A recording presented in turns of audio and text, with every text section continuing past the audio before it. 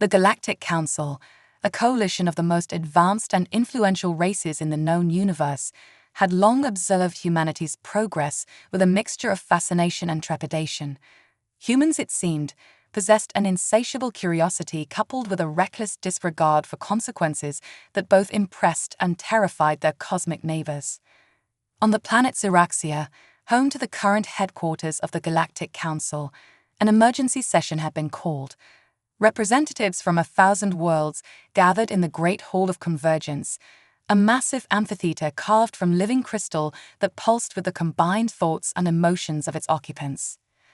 High Counselor Ixora, a being of pure energy contained within a translucent, shimmering form, addressed the assembly.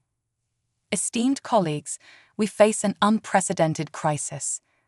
The humans of Earth have once again pushed the boundaries of science and ethics, and this time, the consequences may be too dire to ignore.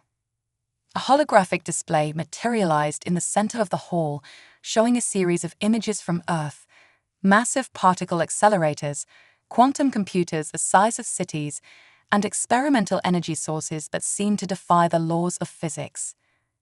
Their latest endeavor, Ixora continued, her voice resonating through the minds of all present, involves manipulating the very fabric of spacetime. They call it Project Ouroboros, and its potential for disaster is incalculable. Murmurs of concern rippled through the assembly. A representative from the silicon-based Petroxians raised a crystalline appendage. High Counselor, surely we must intervene. The humans have gone too far this time. Ixora's form flickered, a sign of her own uncertainty. Intervention is complicated. As you all know, humanity's unique blend of innovation and determination has led to breakthroughs that have benefited our entire galaxy. Their solutions to the Fermi paradox alone have revolutionized interstellar communication. But at what cost? Countered Grax, the hulking ambassador from the warrior race of Thorians.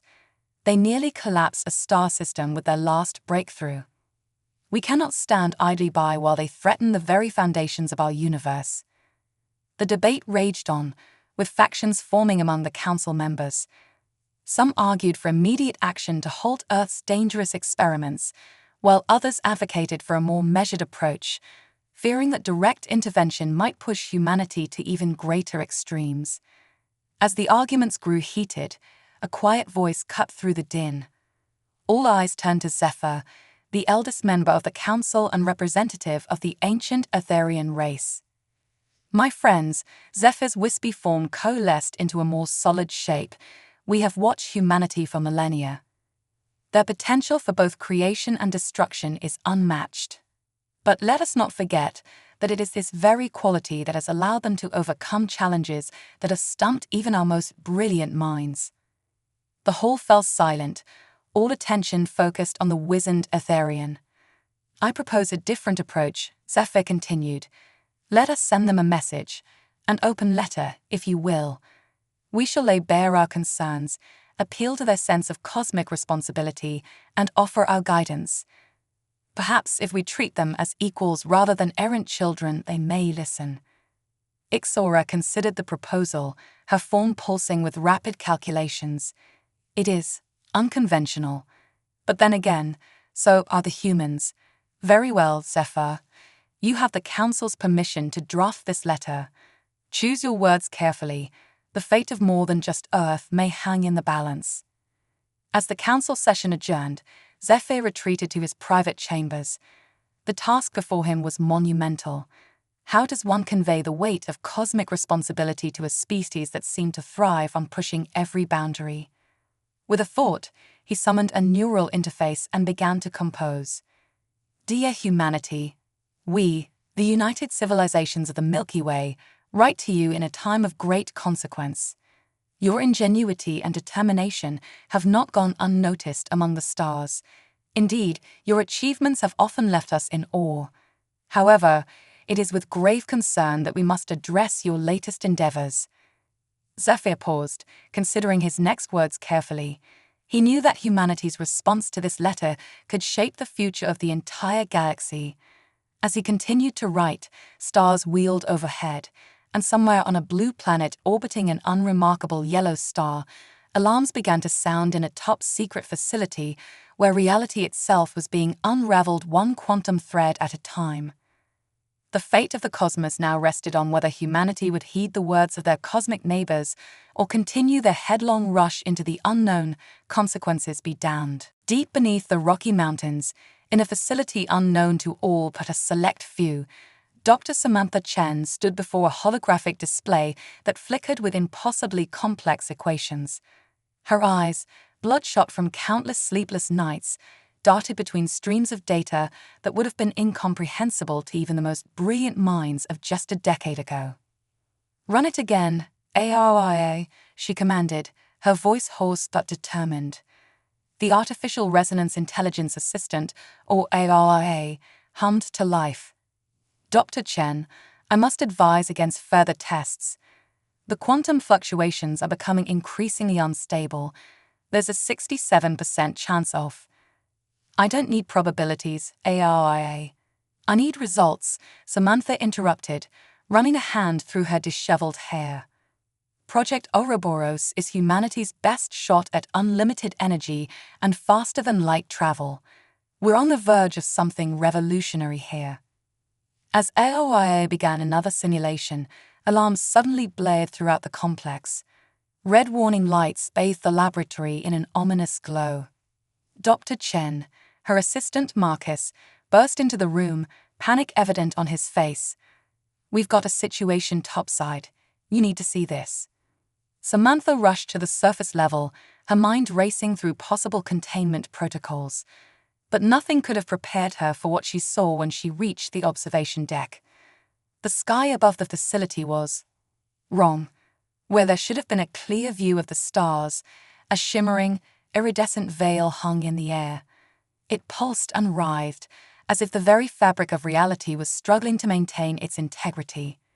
"My God," Samantha whispered, "what have we done?" Before she could process the implications, a blinding light filled the sky. When it faded, Samantha found herself face to face with beings that defied description. Translucent, ever-shifting forms hovered before her, radiating an aura of ancient wisdom and barely contained power. One of the beings stepped forward, or rather, flowed forward, its form rippling like water. "I am Ixora of the Galactic Council," it said, its voice resonating directly in Samantha's mind. "We come in response to the disturbance you have created in the cosmic weave." Samantha's scientific curiosity momentarily overcame her shock. "You're aliens? But how did you get here so quickly? Our long-range sensors didn't detect any." Dr. Samantha Chen, Ixora interrupted, lead scientist of Project Ouroboros. "Your experiments have not gone unnoticed. We've been watching Earth for some time, and now we find ourselves compelled to intervene." Another being, this one a swirling vortex of crystalline structures, spoke up. "Your meddling with quantum realities threatens not just your world, but countless others. It must cease immediately." Samantha's mind raced. Everything she had worked for, everything she believed would propel humanity to the stars, was being challenged by beings whose very existence redefined her understanding of the universe. "With all due respect," she said, struggling to keep her voice steady, "our work here is vital for humanity's progress. We're on the brink of solving energy crises, climate change, interstellar travel." "At what cost?" A third alien, appearing as a shimmering, flame-like entity, interjected. "Your progress is creating ripples in the quantum foam that threaten the stability of entire star systems. Surely, you must see the danger." As the aliens spoke, more government and military personnel arrived on the scene. General Laura Hawthorne, the project's military liaison, stepped forward, her hand hovering near her sidearm. "Dr. Chen," she said in a low voice, "are these beings a threat? Do we need to initiate defense protocols?" Samantha shook her head slightly. "No, General. I think they're here to help, or at least to warn us." Ixora's form pulsed, seeming to grow larger. "We have sent a message to your world leaders. An open letter, explaining the gravity of the situation, but we felt a more direct approach was needed here. You must understand, the crystalline being added, that your experiments are not occurring in isolation. The universe is far more interconnected than you realize. Every quantum fluctuation you generate sends ripples across realities, destabilizing the delicate balance that allows life to flourish. Samantha's mind whirled with the implications. But our calculations, our containment protocols, are insufficient, Ixora finished for her. Your understanding of quantum mechanics, while impressive for your species, is still in its infancy. You're like children playing with antimatter. General Hawthorne stepped forward, her military training evident in her rigid posture. So what exactly are you proposing? That we just abandon years of research? Give up our chance at solving some of humanity's greatest challenges? The flame-like alien flickered intensely. What we propose is collaboration, guidance. There are safer ways to achieve your goals, paths that don't risk unraveling the cosmic tapestry. As if on cue, the shimmering veil in the sky pulsed violently. The air itself seemed to shudder, and for a brief moment, Samantha could have sworn she saw something in the distortion. Other worlds, other realities. The sight filled her with both wonder and terror. Time is short, Ixora said urgently. Your experiment is reaching a critical point. If it is not shut down soon, the consequences will be severe. Samantha looked from the aliens to her team, to General Hawthorne, and back to the terrifying beauty of the quantum distortion above them. In that moment, she realized that her next decision would shape not just the future of Project Ouroboros, but potentially the fate of humanity itself. I need to consult with my team, she said finally, and our world leaders. This isn't a decision I can make unilaterally. Ixora's form seemed to nod. We understand. But know this, Dr. Chen, the universe has taken notice of humanity. Your actions from this point forward will determine whether you are seen as a species to be welcomed into the galactic community, or one to be contained for the safety of all. As the alien beings retreated, leaving behind a sky that slowly began to return to normal, Samantha felt the weight of cosmic responsibility settle onto her shoulders.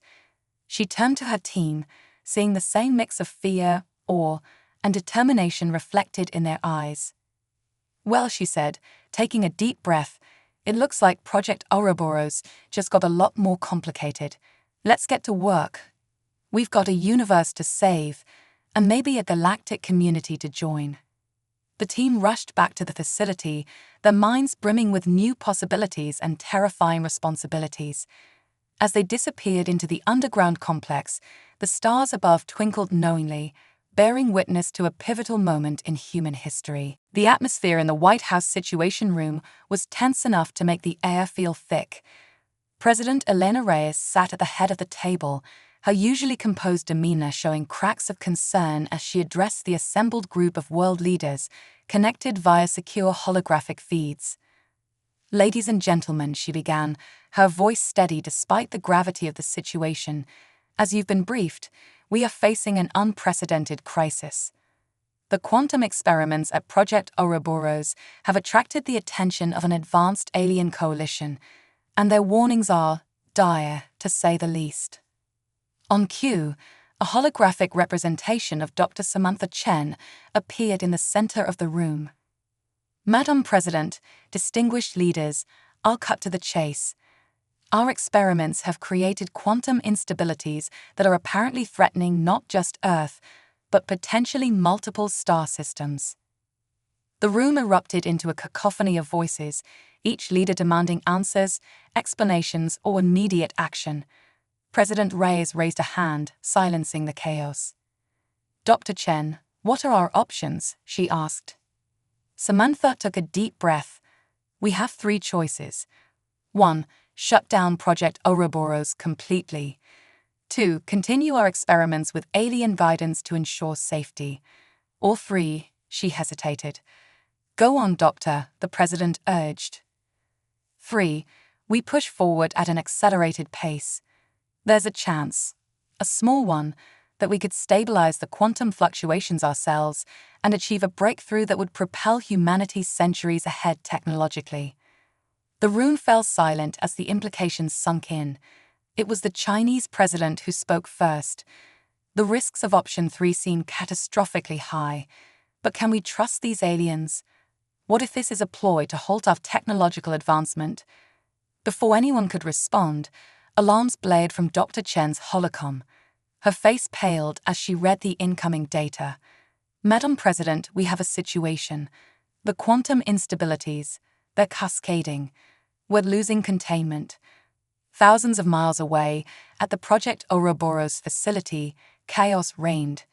Scientists and military personnel scrambled as reality itself seemed to warp around them. Dr. Marcus Lee, Samantha's assistant, shouted over the din of alarms and panicked voices. The quantum field is collapsing. It's creating. I don't even know what to call it. A void? A tear in space-time. General Hawthorne barked orders, coordinating evacuation efforts while trying to maintain some semblance of control. Get everyone out. Now. And someone get me Dr. Chen. But it was too late. With a sound that defied description, a thunderous silence that seemed to suck the very air from their lungs, a massive, swirling vortex of absolute nothingness erupted from the heart of the facility. It expanded rapidly, consuming everything in its path: equipment, buildings, and most horrifyingly, people. Back in the Situation Room, the assembled leaders watched in stunned silence as live feeds showed the growing catastrophe. Dr. Chen's hologram flickered as she frantically worked to mitigate the disaster from afar. It's not just consuming matter, she explained, her voice cracking with strain. It's erasing space-time itself. If we can't contain it, it could theoretically expand indefinitely. President Reyes's face hardened with resolve. Doctor, what do you need? Time, Samantha replied. And I hate to say it, but we need those aliens. Their understanding of quantum mechanics is clearly far beyond ours. Without their help, I'm not sure we can stop this. As if summoned by her words, the air in the Situation Room shimmered. The alien beings that had appeared at the Ouroboros facility materialized, their forms even more unsettling in the confined space. Ixora, the apparent leader, spoke directly into the minds of all present. We warned you of the dangers. Now, the very fabric of your reality phrase. The consequences will not be confined to your world alone. The Russian president stood abruptly. Is this your doing? Some sort of cosmic object lesson? The crystalline alien's form vibrated with what might have been indignation.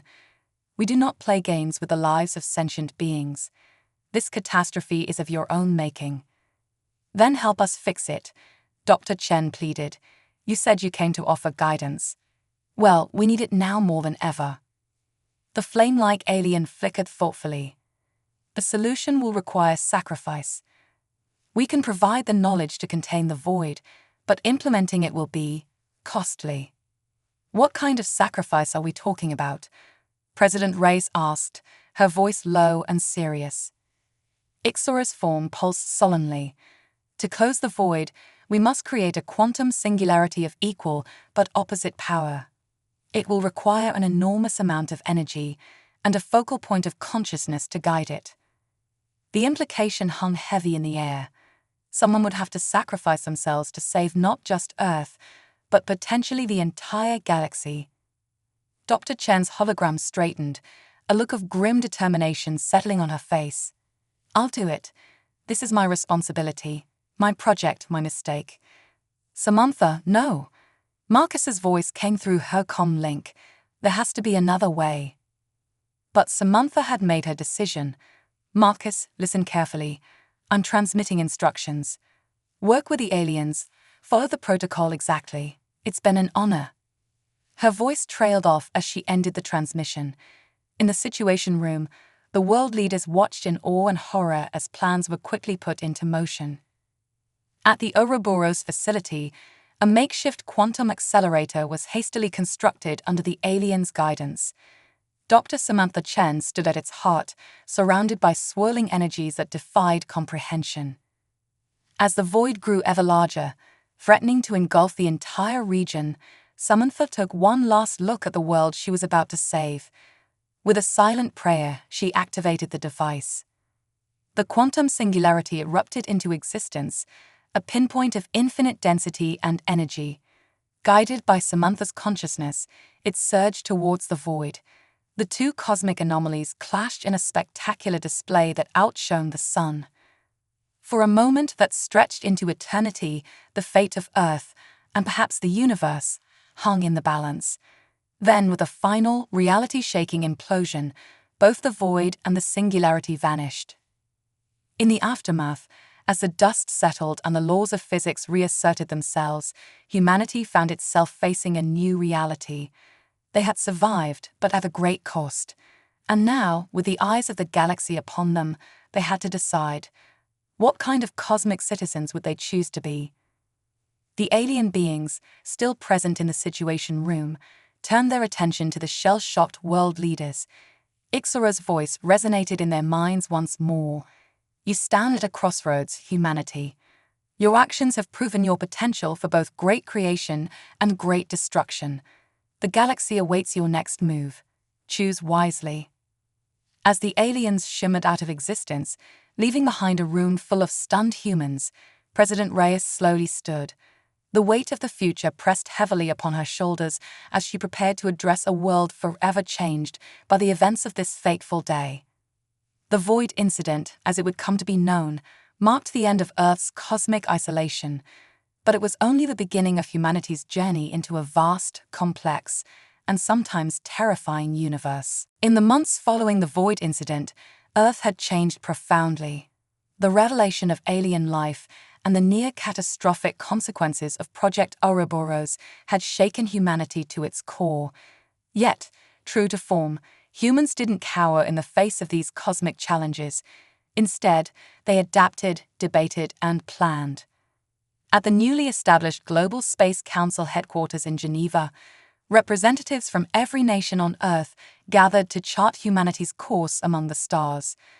The chamber buzzed with a mix of excitement and apprehension as President Elena Reyes took the podium. My fellow citizens of Earth, she began, her voice carrying the weight of recent events, we stand at the dawn of a new era. The sacrifices made during the Void Incident, particularly that of Dr. Samantha Chen, have opened our eyes to both the wonders and the dangers that await us in the cosmos. Holographic displays flickered to life around the chamber, showing the reconstruction efforts at the former Ouroboros site, now transformed into the Samantha Chen Memorial Institute for Responsible Cosmic Advancement. We have been offered a place in the galactic community, Reyes continued, but that place comes with great responsibility. The question before us today is, how do we move forward? How do we honor Dr. Chen's sacrifice while ensuring the safety and prosperity of our species? Dr. Marcus Lee, still visibly affected by the loss of his mentor and friend, stood to address the assembly. The aliens, the Galactic Council, have provided us with a wealth of knowledge. But they've made it clear that they won't simply hand over advanced technology. We have to earn our place among the stars. Murmurs rippled through the crowd. The Chinese representative spoke up. Then what do you propose, Dr. Lee? We cannot simply halt all progress out of fear. Marcus nodded, a determined glint in his eye. No, we can't, and we won't. Ladies and gentlemen, I present to you Project Daedalus.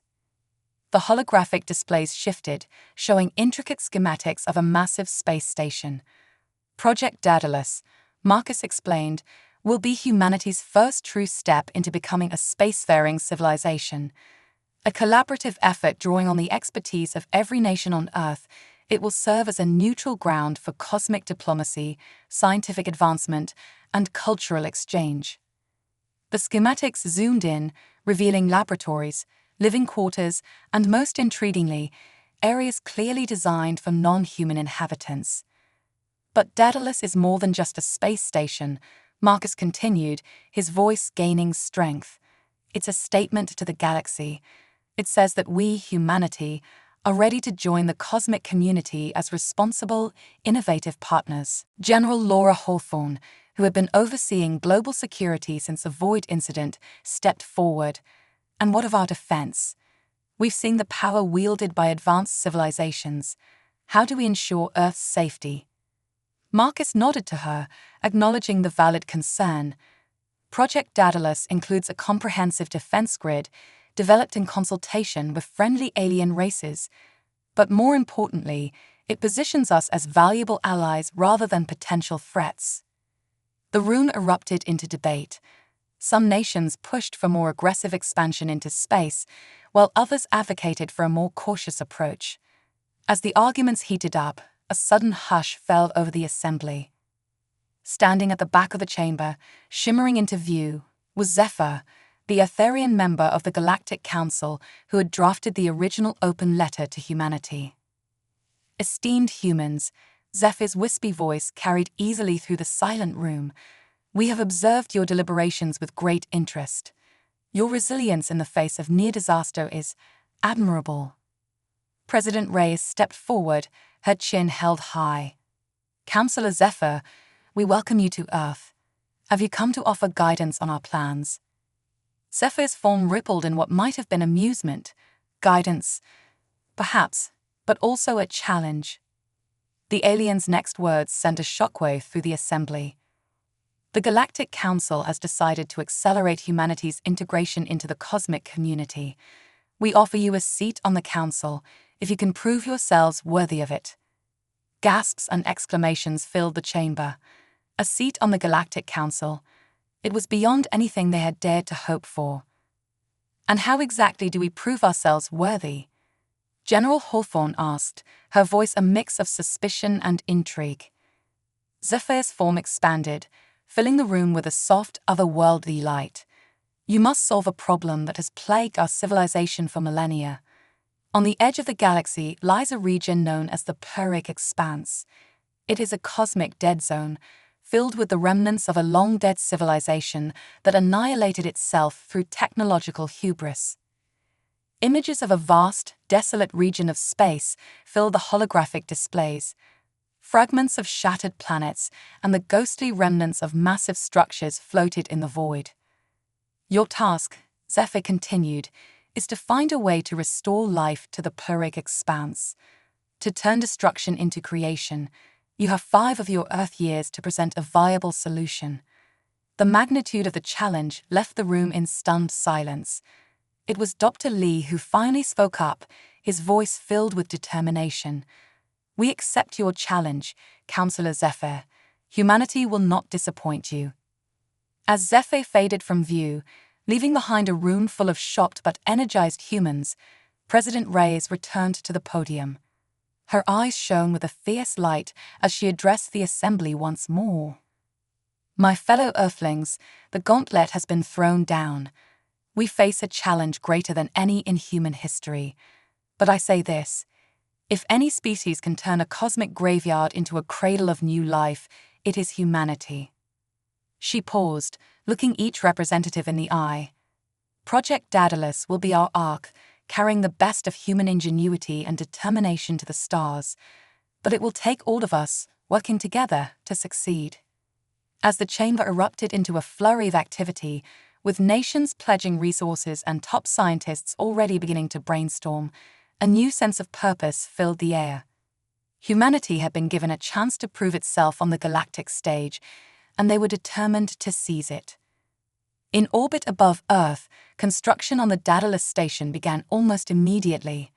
As the massive structure took shape against the backdrop of stars, it stood as a testament to human resilience and ambition. The race to save the Pyrrhic Expanse and secure humanity's place among the stars had begun, and with it, a new chapter in human history was being written, one that would echo across the cosmos for eons to come. 4 years, 8 months, and 23 days after accepting the Galactic Council's challenge, humanity found itself on the precipice of either its greatest triumph or its most devastating failure. The Daedalus station, now a sprawling marvel of engineering that dwarfed anything humanity had built before, hung in high orbit around Earth, a symbol of both progress and the enormous task that lay ahead. Dr. Marcus Lee stood at the panoramic window of Daedalus's central hub, his reflection ghostly against the backdrop of stars. The years have aged him, lines of stress and determination etched deeply into his face. Behind him, a diverse team of Earth's brightest minds worked feverishly at holographic displays, fine-tuning the details of what they all hoped would be the solution to the Pyrrhic expanse problem. Dr. Lee, a soft voice interrupted his thoughts. He turned to see Aria, the AI that had once assisted in Project Ouroboros, now evolved into a sentient holographic entity that served as Daedalus's primary interface. The final simulations are complete. The team is ready for your review. Marcus nodded, taking a deep breath. Thank you, Aria. Let's hope this is it. As he made his way to the central briefing area, he couldn't help but reflect on the tumultuous journey that had brought them here. The early years had been marked by setbacks and near disasters as humanity grappled with technologies far beyond their previous understanding.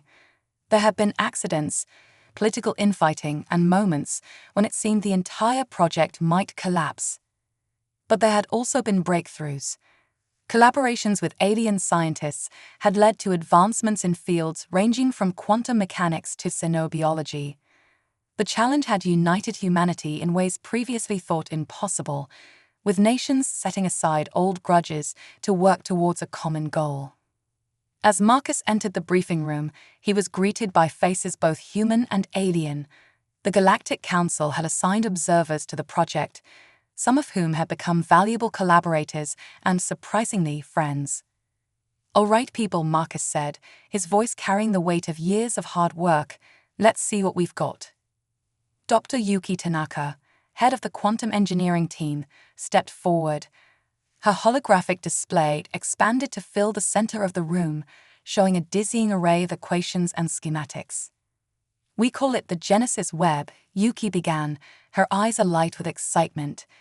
"It's a network of quantum entangled particles that, when deployed throughout the Pyrrhic expanse, will create a framework for matter and energy manipulation on a cosmic scale." The display shifted, showing a simulation of the dead zone transforming. Shattered planets began to coalesce, radiation-blasted surfaces slowly healing.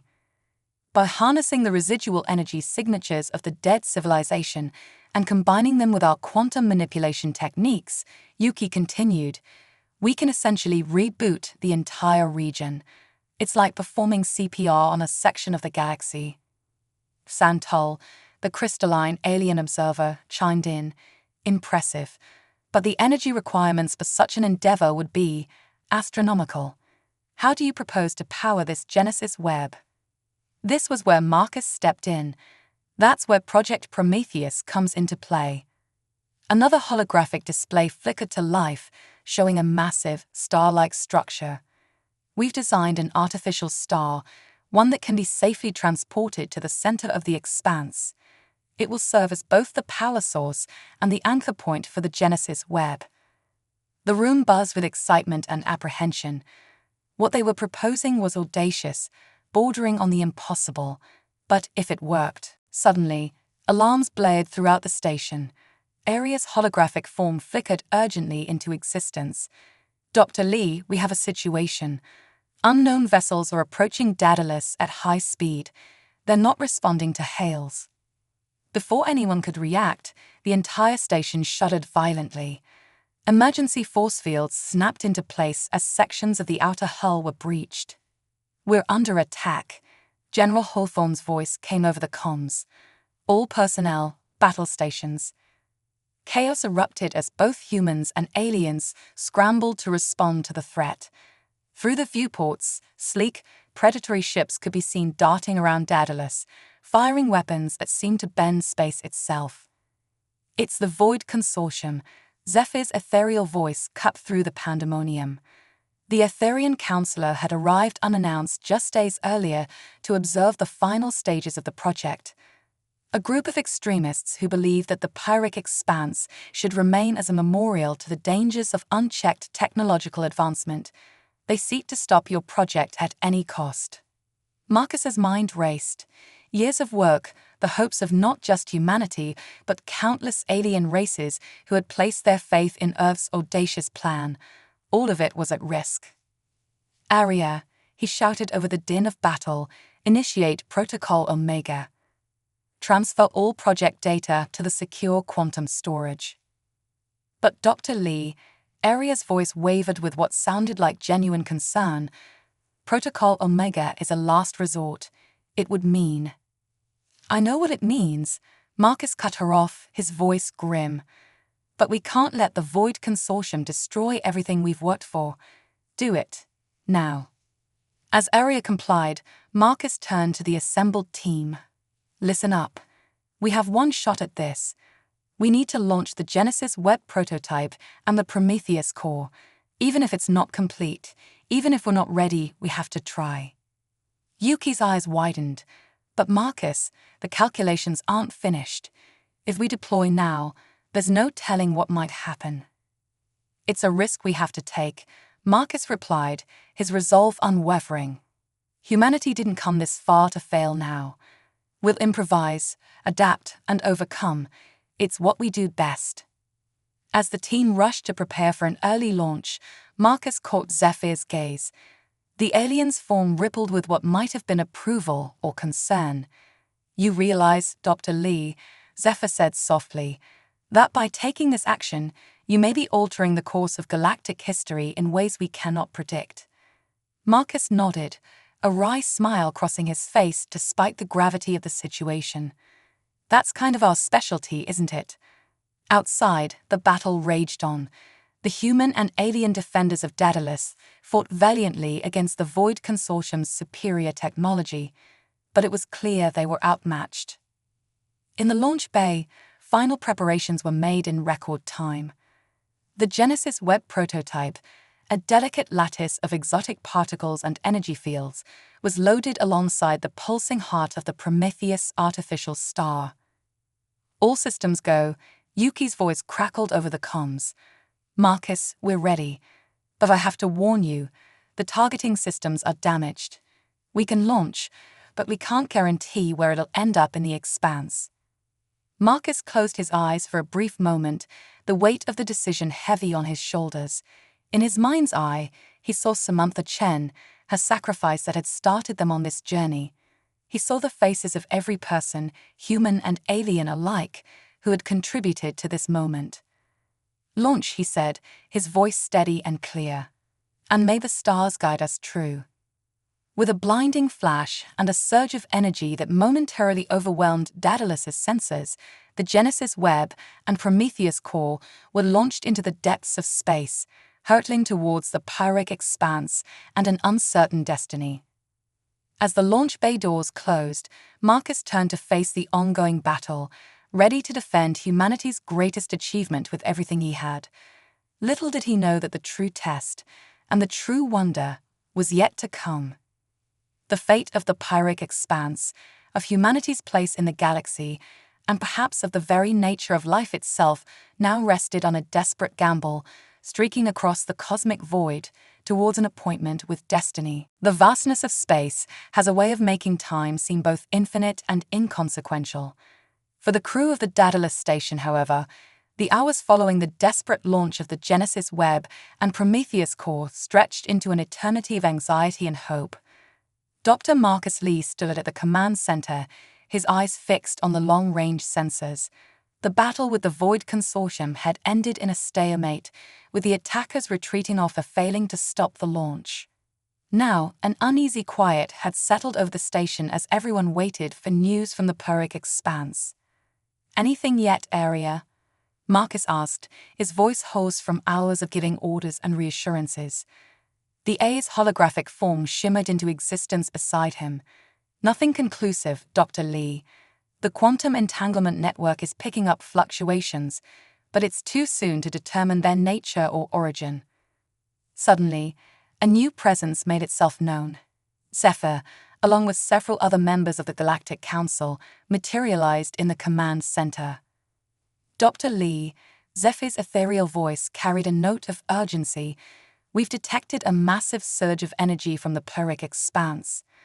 Whatever your Genesis Web has done, it's attracting attention from across the galaxy. Before Marcus could respond, the long-range sensors erupted with activity. Yuki Tanaka rushed to the console, her eyes wide with disbelief. "Marcus, you need to see this," she said, her voice barely above a whisper. The main view screen flickered to life, showing a real-time feed from the edge of the Pyrrhic expanse. What they saw left everyone, human and alien alike, in awe.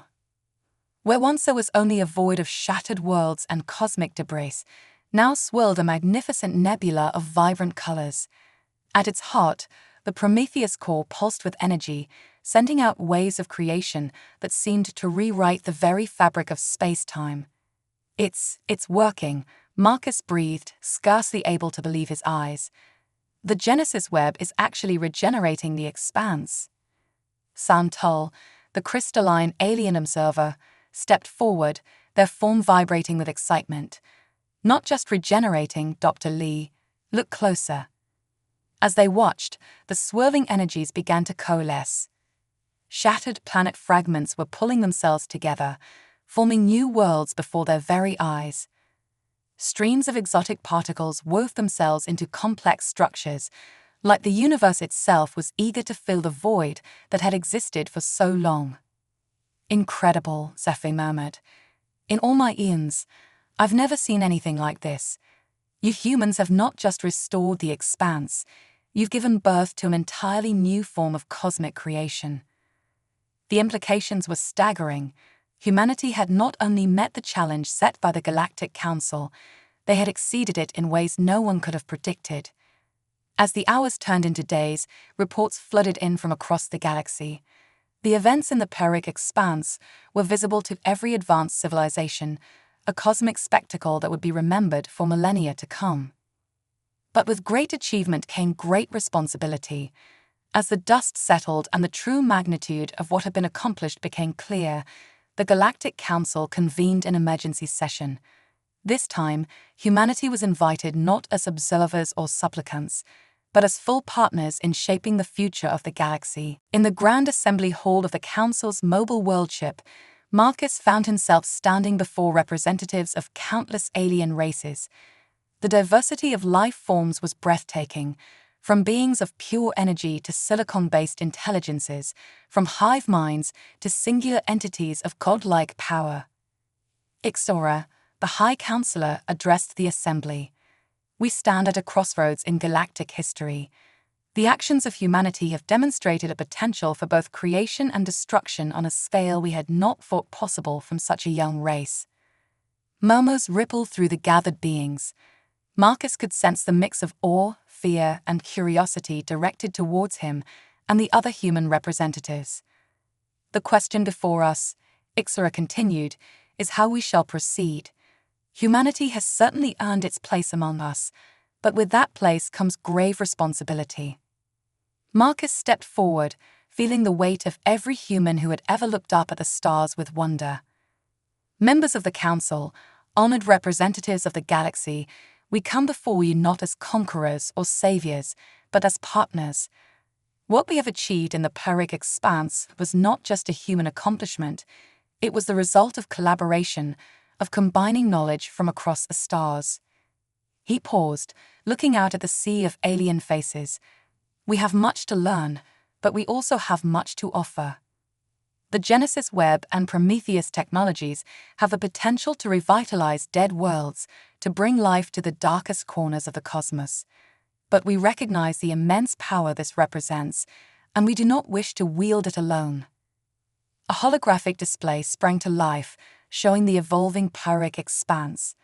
New worlds were forming, complex ecosystems spontaneously emerging. "We propose," Marcus continued, his voice growing stronger, "a galactic initiative. A combined effort to study, refine, and responsibly apply these new technologies. Let the renewal of the Pyrrhic expanse be not just a human triumph, but a testament to what we can all achieve together." The council chamber erupted into discussion. Some races voiced enthusiasm for the proposal, while others expressed concern about the potential for misuse. The debate raged for what felt like hours, with arguments and counterarguments flying back and forth. Finally, Zephyr raised a tendril of energy, silencing the assembly. Perhaps, the ancient being said, it is time for a new approach. Humanity has shown us that the greatest advancements come not from cautious isolation, but from bold collaboration. Ixora nodded, her form pulsing with what might have been approval. Dr. Lee, on behalf of the Galactic Council, we accept your proposal. Humanity will be granted full membership, with all the rights and responsibilities that entails. Furthermore, we will establish the Cosmic Renaissance Initiative, with the reborn Pyrrhic Expanse as its first great project. As the assembly hall filled with a chorus of agreement, expressed in a myriad of alien ways, Marcus felt a profound sense of both accomplishment and humility. Humanity had taken its first true steps into a larger universe, but the journey was far from over. In the years that followed, the galaxy entered a new era of cooperation and discovery. The technologies born from Project Daedalus spread across the stars, bringing new life to dead worlds and hope to civilizations on the brink of extinction. Earth, once a lonely blue marble in an unimaginably vast cosmos, became a hub of interstellar culture and commerce. The Daedalus station, expanded and enhanced, served as a shining beacon of what could be achieved when different species worked together. And in the Pyrrhic Expanse, now known as the Cradle of New Horizons, a monument was erected. It stood on the first world to fully form from the Genesis web, a towering spire of iridescent crystal that reached towards the stars. Etched upon it in 1,000 alien languages, alongside familiar human script, was a simple message. To the brave and the curious, the dreamers and the doers, may we forever reach beyond our grasp, for in striving we find our truest selves. Ad astra per aspera, to the stars through difficulties, humanity's first gift to the galaxy. As new life flourished in the once dead expanse and ships from across the cosmos came to witness the miracle of rebirth, the stars themselves seemed to shine a little brighter. The universe, vast and ancient as it was, had been reminded of fundamental truth, that with courage, innovation, and cooperation, even the darkest voids could be filled with light. And somewhere, in the grand tapestry of spacetime, the quantum echoes of Samantha Chen's sacrifice resonated with the newborn stars, a testament to the indomitable spirit that had launched humanity on its greatest adventure. The story of humanity among the stars had only just begun, and the cosmos waited with bated breath to see what marvels and challenges the future would bring.